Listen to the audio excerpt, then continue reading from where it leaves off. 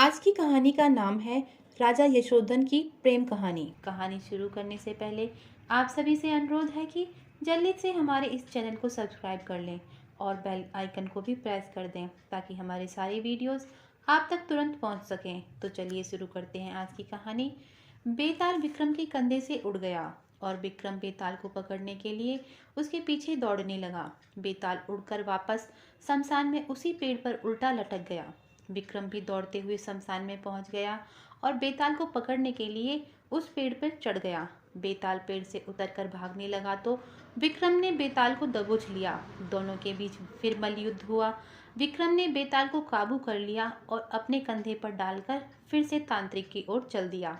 बेताल बोला, विक्रम तो मानेगा नहीं तू, मुझे उस दुष्ट तांत्रिक के पास ले जाकर मानेगा। तू धुन का पक्का है, जो मन में विचार आ गया उसे पूरा करके रहेगा, मगर भूलना नहीं एक शब्द भी। बोला तो मैं छूमंतर उड़ के वापस अपनी जगह पर चला जाऊंगा। रास्ता ठीक तरह से कट जाए उसके लिए मैं तुझे एक नई कहानी सुनाता हूँ।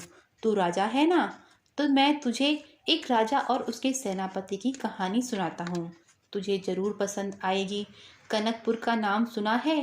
अरे बड़ी सुंदर नगरी है। वहाँ का राजा यशोधन अरे कल तक युवराज था, मगर पिता का अचानक देहांत हो गया तो उसे पद संभालना पड़ा, सिंहासन पर बैठना पड़ा। इतिहास में ऐसे अनेक राजा हुए हैं जिन्हें बहुत कम आयु में सत्ता संभालनी पड़ी है।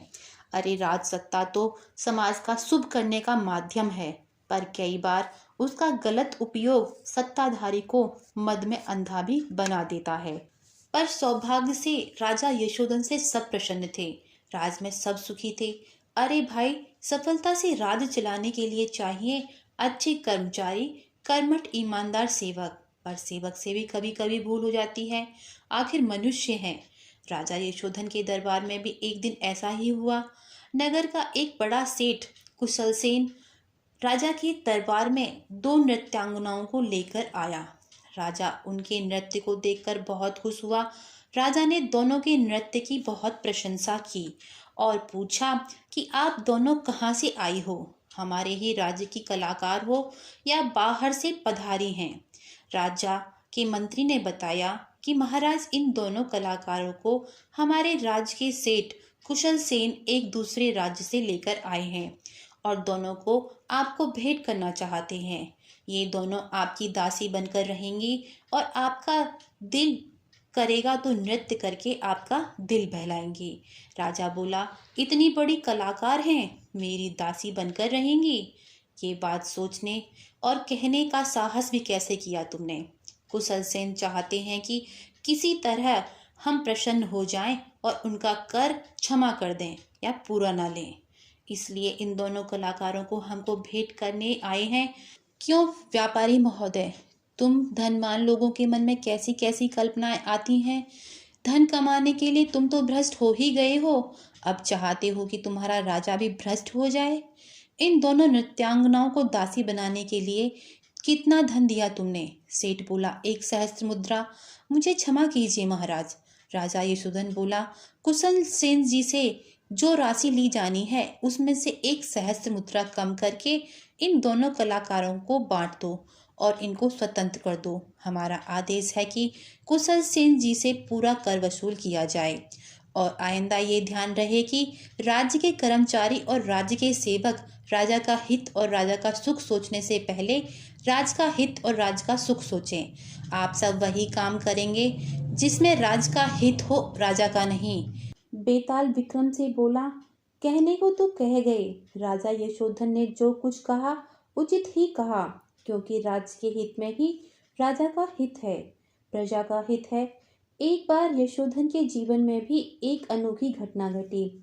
उसी नगरी के एक बहुत बड़े सेठ की एक कन्या थी, बहुत सुंदर, फूलों सी कोमल। सेठ की एकमात्र कन्या जो राजकुमारी की तरह पली और बड़ी। माता पिता समझ नहीं पाते कि इतनी सुंदर कन्या का विवाह वो किससे करें। फूलों सी इस राजकुमारी का उपयुक्त वर कौन हो सकता है? तभी उनके मन में विचार आया कि क्यों नहीं हम अपने युवा राजा यशोधन से निवेदन करें, जो राजकुमारी सी पली बड़ी है वो क्यों ना राजा की रानी बने और एक दिन सचमुच सेठ राजा यशोधन के पास अपनी बेटी का रिश्ता लेकर पहुंचा। यशोधन बोला कि किसी के घर जाकर कन्या को देखना और पसंद न आने पर मना करना मेरे लिए बहुत मुश्किल है, इसलिए मेरी जगह सुचित्र सेन और विचित्र सेन जी आप दोनों जाएं। आप दोनों बुजुर्ग हैं, मेरे पिताजी के समय से ही इस राज्य की सेवा में हैं। आप सेठ जी के घर जाकर कन्या को देखिए और अगर इनकी कन्या हमारी रानी बनने योग्य है तो हमको ये रिश्ता स्वीकार है। तब सुचित्र सेन और विचित्र सेन सेठ जी के घर कन्या को देखने पहुंच जाते हैं। कन्या को देखकर दोनों सेठ जी से बोलते हैं कि कन्या तो बहुत सुंदर है और इस राज्य की रानी बनने योग्य है। इस प्रकार सेठ को आश्वासन देकर दोनों राजा के पास चल दिए, किंतु रास्ते में उन दोनों को सेठ कुशल सेन मिल गए और दोनों से पूछा कि आप दोनों कहाँ से आ रहे हो। तब सुचित्र सेन और विचित्र सेन ने कहा कि हम अपने राजा से विवाह के लिए एक सुंदर कन्या देखकर आ रहे हैं। कुशल सेन बोला, अरे ये तो बहुत खुशी की बात है, कौन है वो कन्या, जरा हम भी तो सुने। तो उन्होंने कन्या के पिता के बारे में कुशल सेन को बता दिया। कुशल सेन को ये बिल्कुल अच्छा नहीं लगा। तब कुशल सेन ने उनसे पूछा, क्या महाराज ने उस कन्या को देखा है? उन दोनों ने कहा, नहीं, महाराज ने उस कन्या को नहीं देखा। महाराज हम दोनों पर बहुत विश्वास करते हैं। कुशल सेन बोला, वो तो है, पर तुम दोनों वही गलती कर रहे हो जो तुमने मेरे मामले में की थी। दोनों मंत्री बोले, हम तो कोई गलती नहीं कर रहे। कुशल सेन बोला, कर रहे हो, बहुत गंभीर भूल कर रहे हो। महाराजा यशोधन ने क्या कहा था, हमेशा ऐसा काम करें, ऐसा ही सोचें जिसमें राज्य का हित हो, कहा था ना। अरे इतनी सुंदर, इतनी मनमोहक अप्सरा जैसी कन्या राजा को मिल गई तो जानते हो क्या होगा, सर्वनाश हो जाएगा, समाप्त हो जाएगा ये राज्य। सुचित्र सेन बोला, विचित्र सेन जी, कुशल सेन जी बिल्कुल ठीक कहते हैं।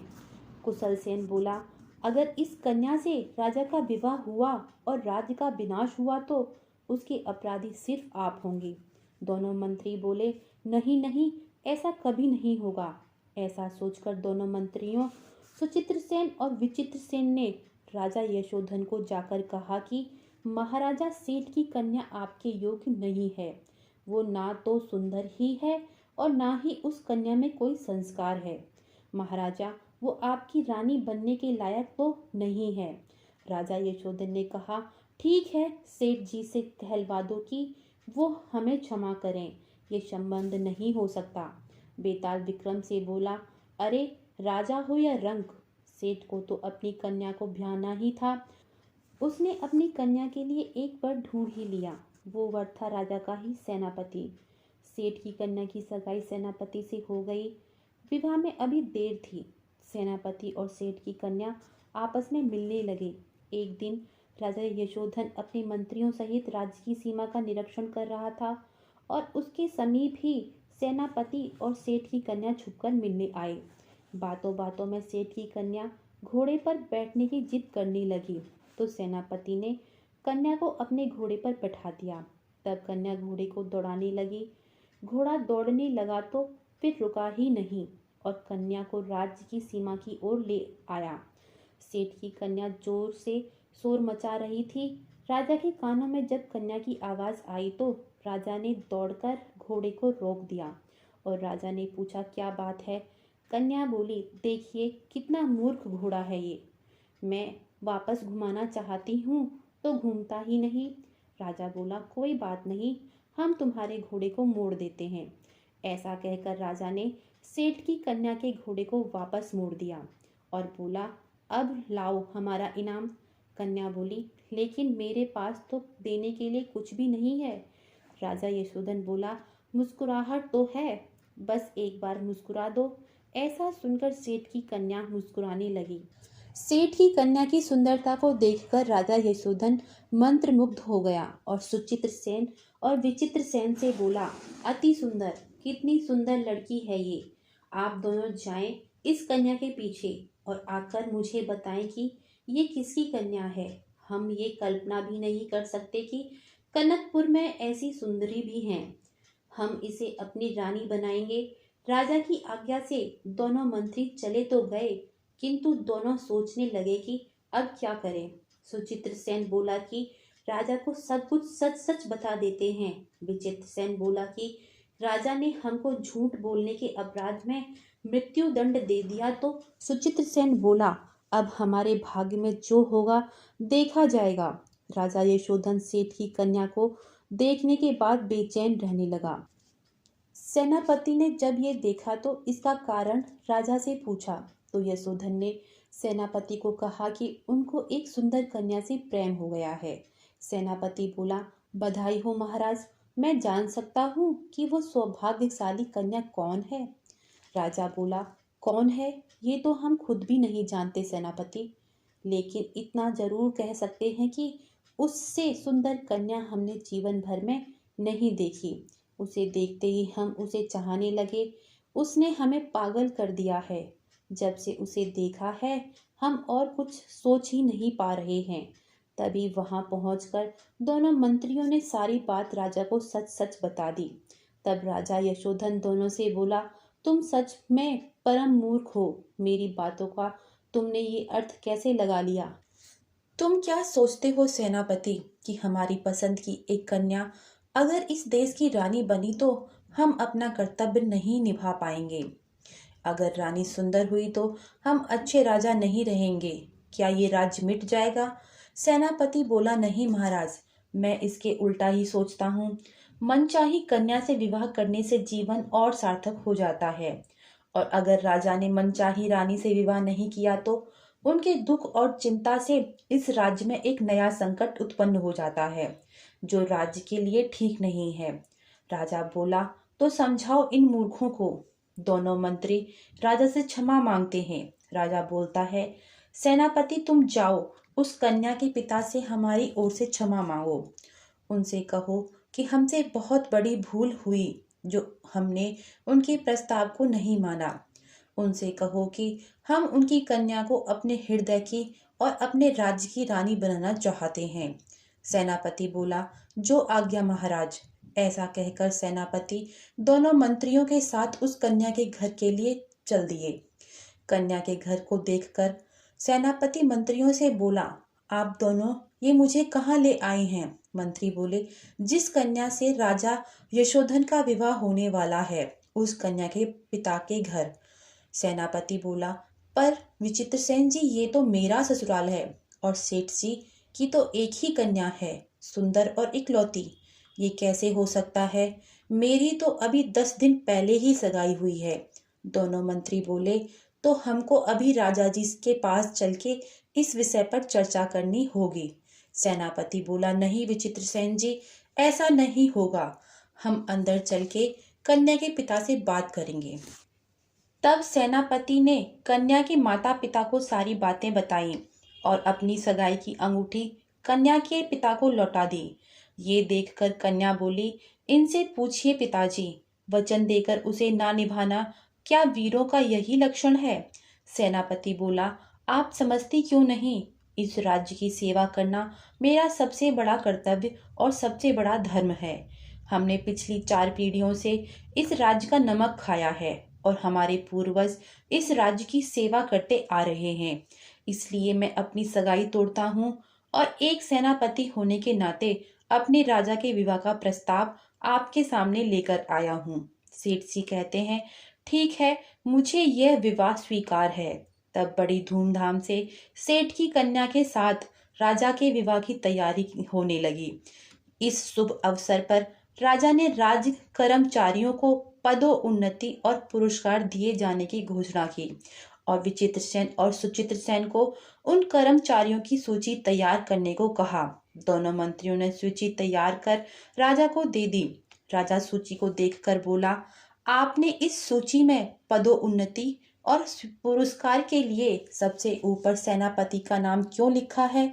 मंत्री बोले, हाँ महाराज, हमारे विचार से सेनापति को बड़ा पुरस्कार मिलना चाहिए, क्योंकि यदि वो इतना बड़ा त्याग नहीं करते तो आपके विवाह का ये शुभ कार्य इतना जल्दी नहीं हो पाता महाराज। राजा यशोधन बोला, मैं आपका मतलब नहीं समझा। मंत्री बोले, महाराज, सेनापति की सगाई उस कन्या से निश्चित हो चुकी थी और विवाह होने ही जा रहा था, परंतु आपकी इच्छा को जानकर और आपको दुख न पहुंचे इसलिए सेनापति जी ने इतना बड़ा त्याग किया। महाराज, ये सुनकर राजा सोच में पड़ गया। उधर विवाह का दिन भी आ गया। जब वरमाला के लिए राजा और सेठ की कन्या आमने सामने आए तो राजा ने कन्या के आंखों में आंसू देखे। कन्या जैसे ही राजा को वरमाला पहनाने लगी, राजा ने उसको रोक दिया। सेनापति को वहां बुलाया और वरमाला सेनापति के हाथों में दे दी। सेनापति बोला, महाराज आप ये क्या कर रहे हैं?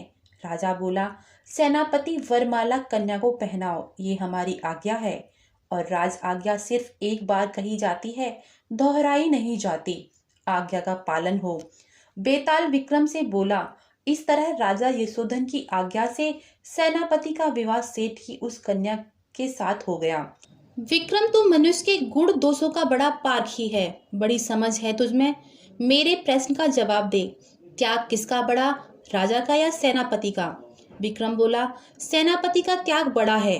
बेताल बोला, अरे असली त्याग तो राजा का है, जिसने राजा होकर भी उस कन्या को जिसे वो चाहने लगा था अपने सेनापति की खुशी के लिए त्याग दिया।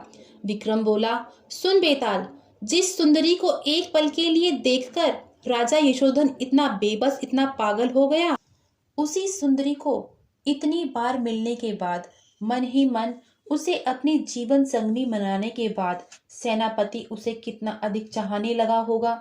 लेकिन राजा की खुशी के लिए उसने वो कल्पना ही छोड़ दी। एक क्षण में निर्णय ले त्याग दिया उस कन्या को। इसलिए सेनापति का त्याग बहुत बड़ा है और इसलिए भी कि वो उसे मौन रहकर बिना अपने त्याग का प्रदर्शन किए किया। बेताल बोला, सच कह रहा विक्रम, त्याग सेनापति का महान है, पर निर्णय देने में तू भी महान है। पर मैंने तुझे कहा था ना कि तू बोला और मैं चला जाऊंगा, तू बोला और मैं अब जा रहा हूँ। इतना कहकर बेताल विक्रम के कंधों से उड़ गया। विक्रम बोला, बेताल मैं तुझे नहीं छोड़ूंगा, मैं तुझे नहीं छोड़ूंगा। विक्रम फिर बेताल को पकड़ने के लिए उसके पीछे दौड़ने लगा। बेताल हवा में उड़ते हुए विक्रम से बोला, विक्रम यहाँ से भाग जा, मेरा पीछा छोड़ दे, मैं तेरे बस में आने वाला नहीं हूँ। जिसने तुझे मेरे पीछे लगाया है वो महाधूर्त है। यह बोलता हुआ बेताल वहां से उड़कर चला गया और विक्रम फिर से उसका पीछा करने लगा। आज की कहानी आपको कैसी लगी कृपया कमेंट करके जरूर बताएं और ऐसी ही प्रेरक कहानियां सुनने के लिए हमारे इस चैनल को सब्सक्राइब करें और वीडियो के डिस्क्रिप्शन में हमारे टेलीग्राम ग्रुप का लिंक है, वहां से आप हमारा टेलीग्राम ग्रुप जरूर ज्वाइन करें। आप सभी का बहुत बहुत धन्यवाद।